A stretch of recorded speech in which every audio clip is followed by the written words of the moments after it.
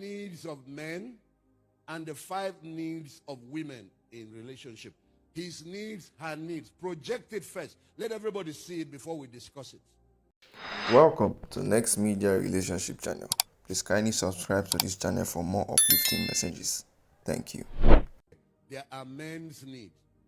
The first for men, actually the number 1 for men listed here is sexual fulfillment. But in order how God made man, the number 1 for men is respect. Let me see where they put respect. Respect and submission is number 4. It should be your number 1.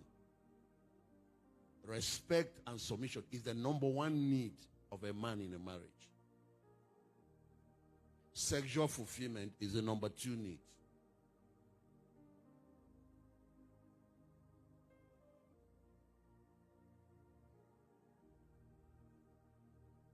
I see good looks, packaging. Send that one down. Send it down. And that's what a lot of women now think, that that's what makes marriage work. If you dress well. Men, because of their eyes, they like good things. But if you're not doing the other things, that, if you like, paint from here till you are Jezebel, it doesn't mean nothing to your husband. The number 1 is respect. The number 2 for men is sexual fulfillment. The number 3 from intervene a lot of men, peace. Give them peace in their home. Some say it is their number 4. Some say it's number 4 for them. But you have to move it up so that you understand. If you're the type of woman that like to talk back and create drama, stop. Number 4, recreational companion. A man needs a friend. He needs a girlfriend. And his wife, I don't care your age, must remain that his girl. Baby. So some men say that one is their number 3. Some men say this is their number 3 and peace is number 4. So you can see now, number 3 and number 4 can be interchanged in the order of priority. Then, of course, praise and admiration is one of the things that men want. They want to. You see how God always desired worship, praise, and order. Now, why you don't worship your husband, something close to that is what you do. You always speak into his masculinity. It's into his prayer. You know, even God sometimes, you can find something to complain about. He hasn't answered yet. You can start murmuring, complaining, and that would destroy your relationship with God. The 3 million people he brought out of Egypt died in the wilderness because of that. Women, you need to know that about your words. And maybe later we'll show you how Esther, according to the record, married to a monster, a king of Persia, yet with her words will bring out the best out of that man. You take the good sides of him and you amplify it. You amplify it, and the man will change in that direction over time. You start talking about his downside, you create a monster with your mouth. I'm glad there is a session on speech. So some men say it is that admiration of their wife, appreciation for all the things he's doing in the family, no matter how small. He pays rent, he pays children, always appreciate him for it before you ask for the next demand.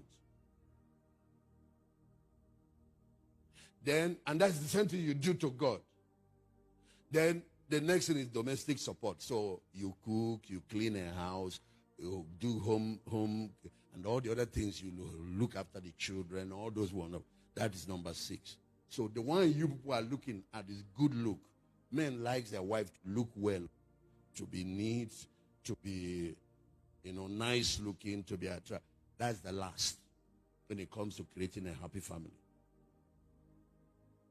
But you see now you know what the complete picture is.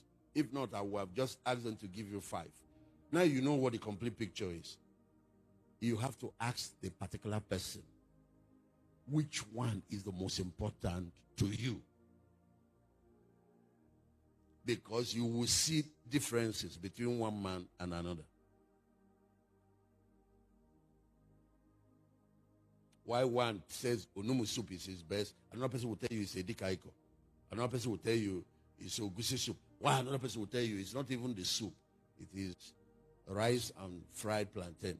Another person will tell you it's not rice and fried.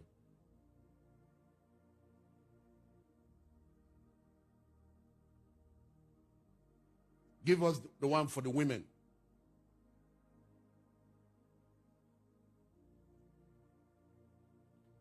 Without question, love, affection, a caring husband is the number one need of a woman. But I'm told that there's 5% of women that sometimes put that one secondary. But it's the general rule. Affirmation, that is your mouth now. Always appreciating the woman, telling how nice she is. When she dresses well, you compliment her. All of those things is now number 2 needs. Women live on good words, just like a car needs fuel to drive. So you can imagine now, you are a cantankerous man, always complaining, every whatever. You are going to create a monster. And when you finish, you think it is something that your mouth created the monster.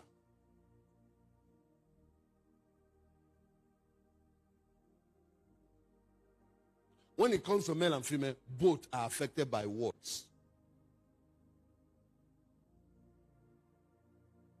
When a woman praises her husband, honors her husband with her words, a man appreciates his wife, shows affirmation and shows affection. Like women like to hear that you love them. That thing, don't say I told you when we married. There's something about the assistant that you consume that thing and it burns off. Like fuel, you have to keep putting it. Now, you see the number 3, that is honesty. Women like honest men that actually, even if their things are not good, tell them where things are. Honest communication. But some modern women now say it's money that is their 3rd need. So I don't know. Maybe we should put financial support as number 3 or put it as number 4. But the truth is that in generality, that honesty, honest communication, open communication, that's why every time we need to talk. And men don't like it. And women, when you want that talk, watch the man. Don't go when he comes back from work. Don't go when he's stressed. When you raise it, we need to look at if the condition, leave it. That's one thing about a virtuous woman. She understands timing. You know when things are calm, and gradually you can bring up what it is that you want to discuss. And a lot of things should not be where the children are, especially the hard ones. Oh, men are always frightened. Once you raise, we want to talk. We need to talk.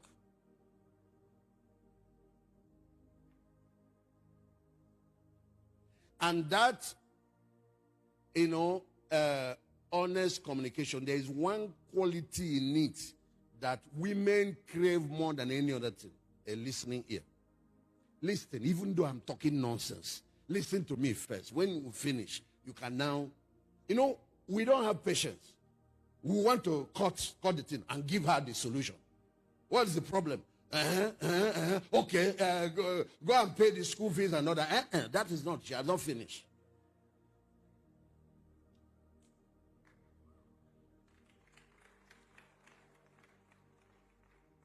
You might not even have the right answer. Just that you listen, she will be fine.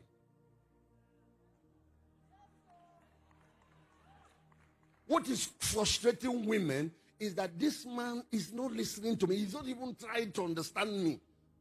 Everything you want to, this is what you want. No. Watch how God operates.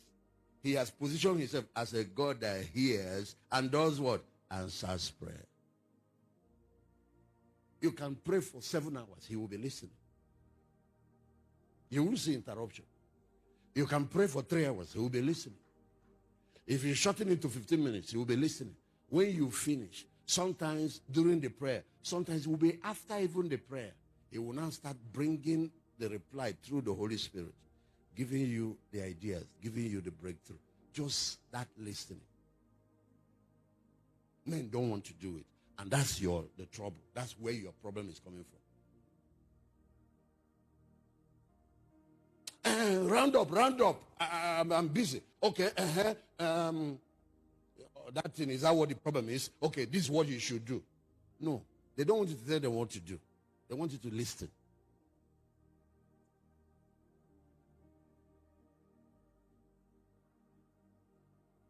If wife believes that she's being heard, if your wife believes that you are listening to her, that you listen to care, even if you don't solve the problem, she is fine.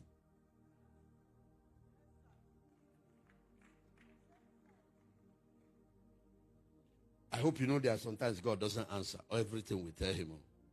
Because some of the things we also tell, if he does, it's not even good for us. But he will hear you out. And that's the picture of a man. Jesus is the perfect picture of a real man. Women like protection. They want you to give them security. So leadership and direction, women need that. But some of them said the protection, the security is more important to them. Don't tell your wife, I will send you away out of this house. Don't tell your wife, you will go back to your father's house. Let her know that she's secured in your life. Let her know. And when there is a threat, maybe it's your family coming with trouble, show her that she's secured. And then you will go and resolve the issue with your family.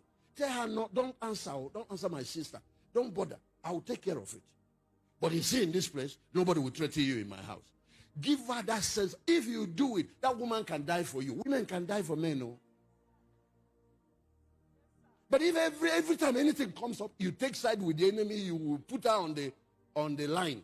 Every time you are looking for trouble, you will create a demon in your house.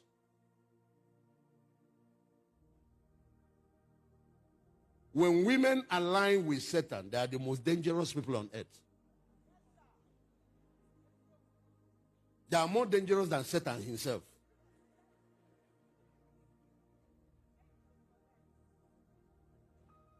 Excuse me. If you work in a place, every day your boss threatens you, you will be sacked. You don't have a future in this company. What is likely to be the next thing that will start coming to your mind? You start making an alternative plan. You will be there, but you'll be plotting for you understand? So that's what also happens to women. Once they don't feel secure, that you don't have whatever, that's when they start doing 2 + 2. They start making another plan. And you might be sitting there, you won't know they have sold you.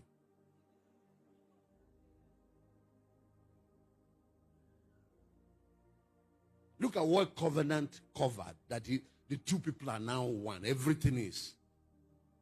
Give her that sense of security. Then women likes a man to be the leader and provide direction. I will also tell women that there are sometimes certain men are not able to because of the way they were raised. When you see that there is a way to manage your situation, don't go and become the man. You will get the idea. The idea is from you, but you will make it look like it's his idea because you come and give it to him. You are the one that know where we are going, but he's the one on the steering. Eh? You make it look like he is one that is leading it. There is a skill in it. I hope we all get there, to do that. But women want a man that knows where he's going, that has a vision, that has a direction. It makes it easy to submit. When there is no vision, no direction, even in leadership, you're creating problem. You're creating problem. But how many of us were properly mentored by men and have been trained in leadership, art of leadership, to know how to provide it? Many of us didn't have it. Women love a man that has direction. Oh, it becomes, submission becomes easy and following becomes easy. And men, I will tell you a secret. There is something about leadership. You don't lose leadership by acknowledging that you don't know the way. You don't. You are driving a car Your wife is sitting. You get to that road junction. You take one road. Next time you are back to where you started. She sees it. You say, no, it's this other road. You take that road. Next time you are back to the same place. There's nothing wrong with saying, please, which direction is the correct one? You don't lose. What a leader's wisdom comes from tapping from his team. Did you guys see what I did during the break yesterday? How we were creating those courses by tapping the corporate wisdom of the team. It didn't remove anything from me. No, don't always make it look like you know everything. And you always insist that you are right. Because after a while, the people will see that you are making obvious mistakes. That's the one that erodes credibility.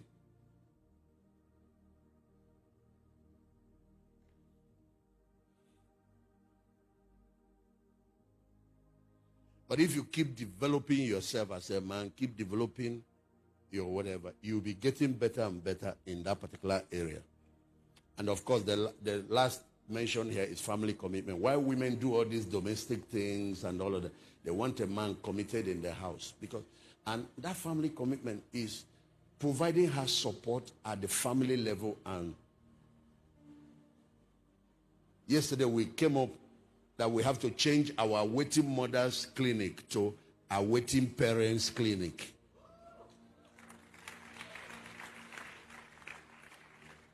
Now, that is not to say that the man will be there every time in all the whatever.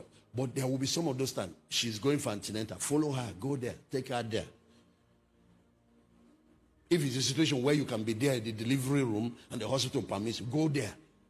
You will mature fast after seeing what women go through to give birth. It is something at home.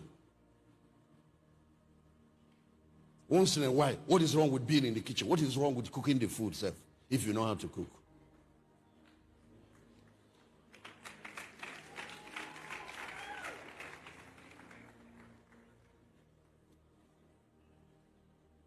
If you know how to cook, once in a while, surprise her with something.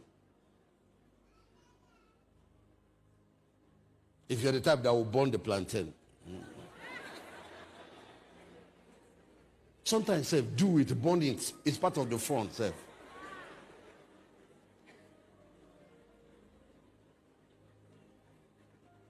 It's part of the fun.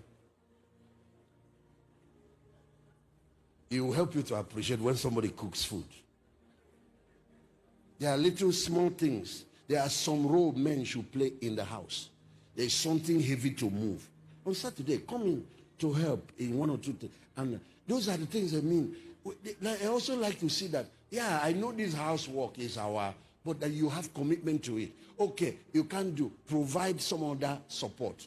You can pay for, if you're the type that can afford it, for a gardener or for this to come and help in some ways. These are little ways you're supporting. One of the area too is what has to do with children. So I've given a general overview just to make sure that people who are probably getting to know this for the first time are not lost. Hello guys, hope you are truly blessed by the message we shared today. If you are blessed by this message, please take a moment to like and subscribe to our channel for more uplifting messages we share to your family, your friends and your loved ones. Thank you for joining us today. Stay blessed and until next time, God bless you.